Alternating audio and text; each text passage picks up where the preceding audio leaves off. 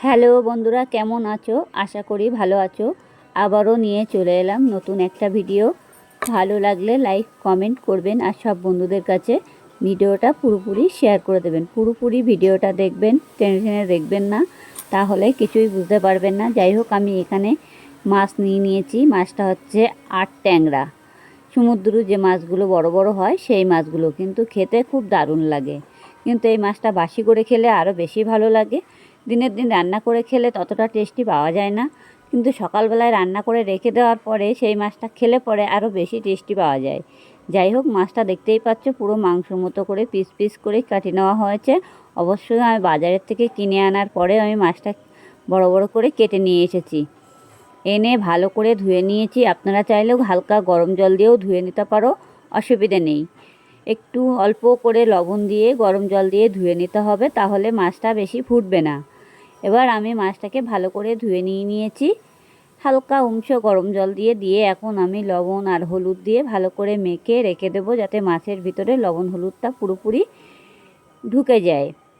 এভাবে রেখে দিলে পরে মাছটা খেতেও খুব স্বাদ লাগবে, ভালোও লাগবে। এবার অলরেডি দেখতেই পাচ্ছ আমার এমনি লবণ হলুদটা মাখা অলরেডি হয়ে গেছে। কিছুক্ষণের জন্য আমি মাছটা রেখে দেব। এবার কি কি মশলা দিতে হবে সেটাও আপনাদেরকে দেখানো হবে। চলো, আমি সেগুলো ঝটপট করে কেটে গুছিয়ে নিয়েছি।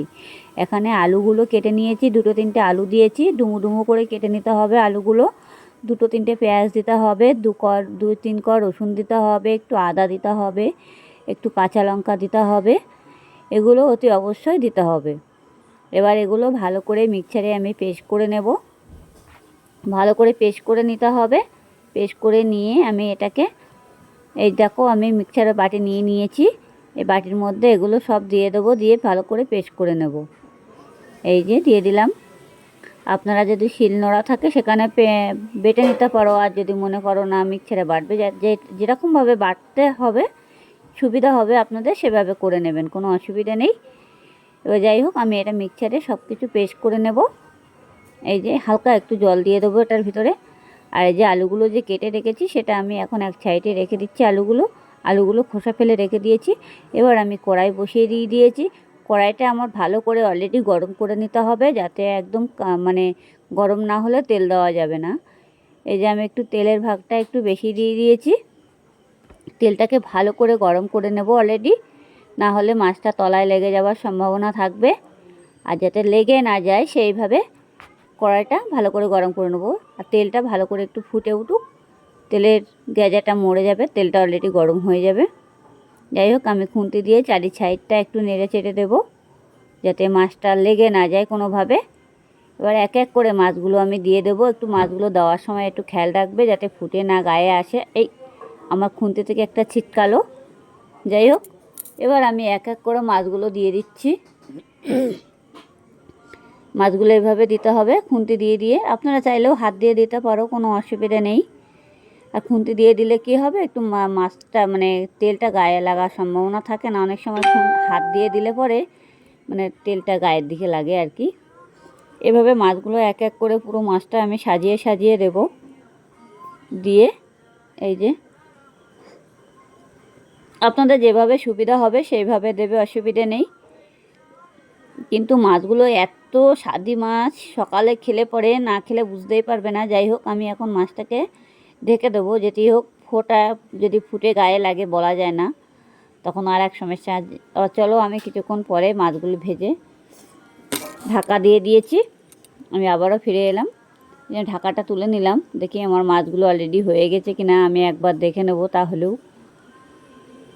এরকম মাছটা এমনি কড়ার মধ্যে খুব একটা লাগেনি। কড়াইটা অলরেডি ভালোভাবে গরম করে নিলে পরে কড়ার মধ্যে লাগে না মাছটা। আর যদি কড়াইটা গরম না হয় তাহলে কিন্তু যে কোনো মাছ ভাজার সময় কড়ার তলায় লেগে যাবে, কড়াইটা পুড়ে যাবে, মাছগুলো ভেঙে যাবে, এরকমই হয়।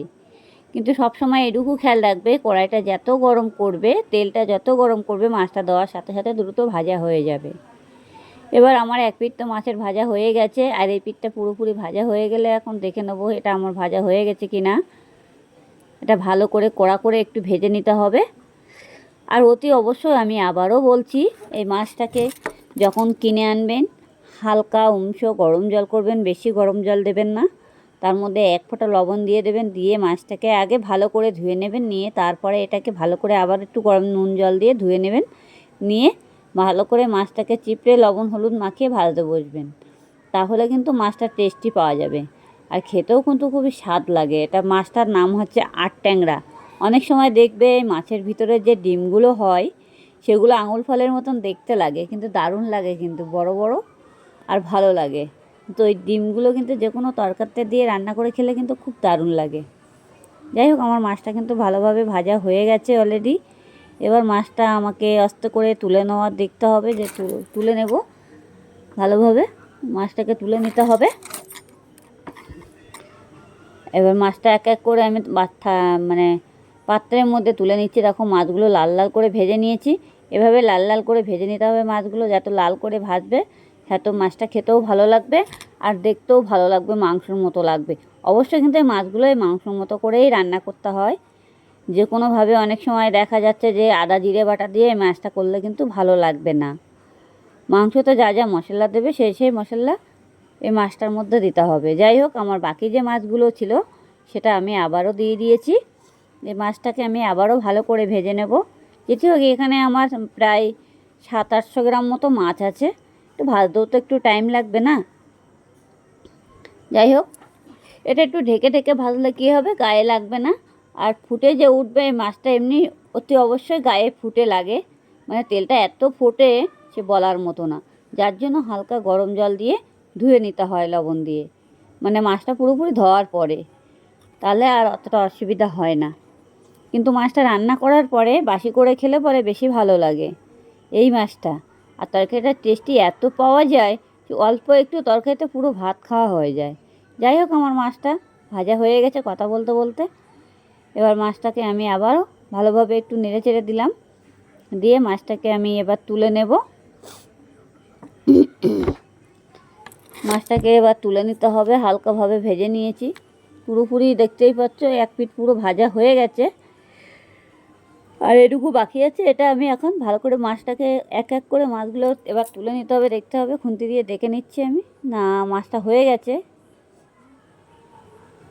এই যে দেখেছ মাছটা হয়ে গেছে। এবার আমি মাছটা তুলে নেব। মাছটা আমার একটু ছাড়িয়ে গেল, যাই হোক তো অসুবিধা হবে না। আর এই মাছগুলো ভাজার সময় এরকমই হবে, যেটি হোক অনেক সময় পিস পিস করা থাকে। তো এবার মাছগুলো আমি তুলে নিচ্ছি। মাছগুলো তুলে নিয়ে এবার যে আমার আলুটা কাটা ছিল, এই যে আলুটা আমি তেলের মধ্যে দিয়ে দেবো।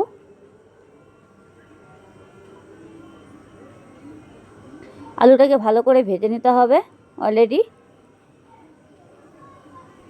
যেমন মাংসর যেমন আলুটা ভাজতে হয় এই মাছের মধ্যে ঠিক আলুটাও এভাবে ভেজে নিতে হবে। আমার অবশ্য তেল দেওয়া লাগেনি, যে তেলটাই ছিল সেই তেলটাই দিয়ে দিয়েছি। এবার আমি একটু লবণ দিয়ে দেবো। আলুটা ভাজার সময় অতি অবশ্যই লবণ দিতে হবে, না হলে আলুর যে মিষ্টি ভাবটা সেটা থেকে যাবে। আর তেলের মধ্যে লবণটা দিয়ে ভাজলে পরে মিষ্টি ভাবটা আর থাকবে না, আলুটাও খেতে মানে টেস্টি লাগবে, একটু ভালো লাগবে। অনেক সময় দেখবে আলু ভাজার সময় অনেকে লবণ দেয় না। এবার আমি পেঁয়াজগুলো দিয়ে দিচ্ছি। এই পেঁয়াজগুলো দিয়ে দিয়েছি। পেঁয়াজগুলো একটু বড় বড় করে কেটেছি, কুচি করিনি, দেখতেই পাচ্ছ। কুচি করার দরকার নেই, পেঁয়াজগুলো এভাবে কাটলেই হবে।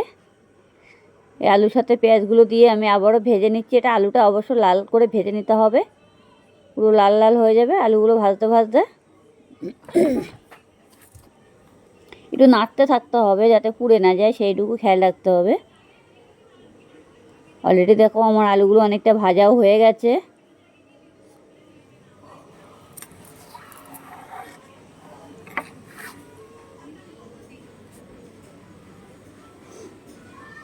দেখেছো আলুগুলো অনেকটা ভাজা হয়ে গেছে।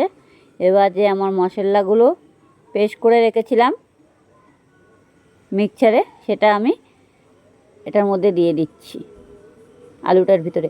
অবশ্য আলুটা তোলা লাগবে না, অসুবিধা নেই, আলুটা একটু সাইড করে দিয়ে দিলেই হবে। এবার যেগুলো বাকি ছিল বাটিটার ভিতরে সেটা আমি এখন কেকে কেকে দিয়ে দেবো। কেকে দিয়ে দিয়েছি, ঢাকনাগুলোর এগুলোও কেকে কেকে দিয়ে দেবো। এই যে দেওয়া হয়ে গেল।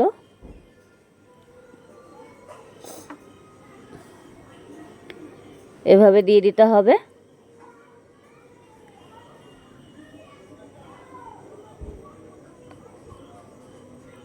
ভালো করে নাড়াচাড়া দেবো এবার আমি।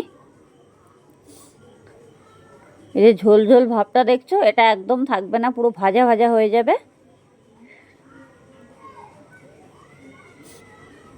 একদম পুরো ভাজা ভাজা হয়ে যাবে, মানে মশলা থেকে তেলটা ছেড়ে দেবে, তখনই বোঝা যাবে যে ভাজাটা হয়ে গেছে কিনা। এবার আমি হলুদ দিয়ে দিচ্ছি,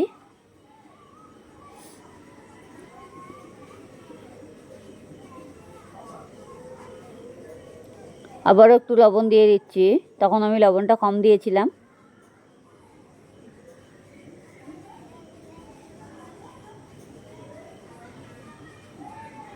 এবার জিরের গুঁড়ো দিয়ে দিচ্ছি।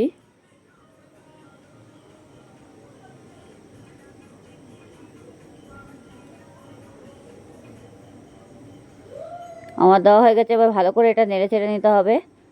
দেখতেই পাচ্ছ মশলাটা অনেকটা ভাজা হয়ে গেছে, আরও ভাজা হবে।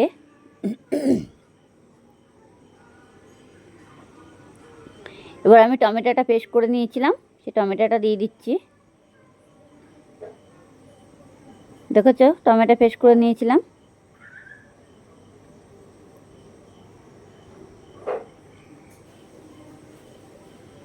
আমি আবারও বলছি মশলা আমি কি কি দিয়েছি। আদা, তারপরে রসুন, পেঁয়াজ, জিরে, লঙ্কা, কাঁচা লঙ্কা দিয়েছি, অবশ্য গুঁড়ো লঙ্কা দেয়নি, আর আপনারা চাইলেও গুঁড়ো লঙ্কা দিতে পারো, কোনো অসুবিধা নেই। লবণ, এগুলো দিতে হবে, দিয়ে ভালো করে পেস্ট করে নিতে হবে। আপনারা যদি মনে করবেন যে গুঁড়ো লঙ্কা দেবেন, দিতে পারেন, কোনো অসুবিধা নেই। গুঁড়ো লঙ্কা বেশি আবার খাওয়া ভালো না। গুঁড়ো লঙ্কাটা খেলে পরে অনেক সময় পেটের মধ্যে জ্বালা ভাবটা করে, তরকারির মধ্যে দেয় অনেক সময় কালার আনার জন্য, কিন্তু আবার সব তরকারিতে না দিলেও চলে না, তাই আমরা এভাবেই ব্যবহার করি। গুঁড়ো লঙ্কাটা কম ব্যবহার করাটা খুবই দরকার। যত গুঁড়ো লঙ্কা কম ব্যবহার করবে ততটাই ভালো হবে। যাই হোক, আমার মশলাটা দেখতেই পাচ্ছ ভাজা হয়ে গেছে অনেকটা। এভাবে ভালো করে পুরো ভেজে নিতে হবে। আর আলুটাও মশলার সাথে পুরো আরও ভাজা হয়ে যাবে। আলুটা আমি অবশ্য আগে ভেজে নিয়েছিলাম, আলুটা আমি আগে অনেকটা ভেজে নিয়েছিলাম, যার জন্য মশলার সাথে আলুটাও আমার পুরোপুরি ভাজা হয়ে গেছে। দেখেছো এটা কিন্তু কাঁচা গন্ধ ভাবটা আর থাকবে না। আর আপনারা চাইলে হালকা একটু গরম মশলাও দিতে পারো, আমি তো গরম মশলা দেবই। 2-3টে চিনির দানা দিতে হবে, তাহলে যে তরকারির যে খার ভাবটা, সেটা খার ভাবটা লাগবে না।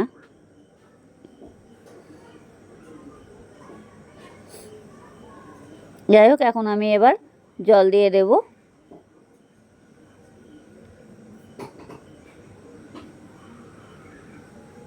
বেশ, আমার জল দেওয়া শেষ, আর এখন জল দেব না। যেটি হোক, ভালো করে তরকারিটা নাড়াচাড়া দিয়ে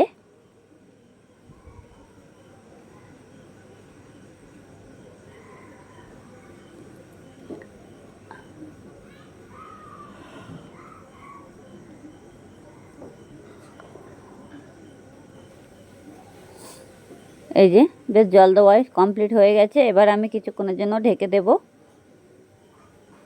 ঢেকে দিলাম, আমি একবার খুলে দেখবো যে তরকারিটা ফুটে উঠে গেছে। এবার যে বাকি মাছটা ছিল আমার, এই যে ভেজে রেখেছিলাম, এবার মাছটা আমি দিয়ে দিচ্ছি। মাছটা দিয়ে দিয়েছি, তরকারিটা ভালো করে নাড়াচাড়া দিতে হবে মাছটাকে, আলতোভাবে যাতে ভেঙে না যায় সেটুকু খেয়াল রাখতে হবে। আর এই মাছটা ঝোলের তরকারিটা ফুটে উঠলে পরে ঝোলের মধ্যে অতি অবশ্যই দিতে হবে, দিয়ে কিছুক্ষণ একটু ফুটাতে হবে।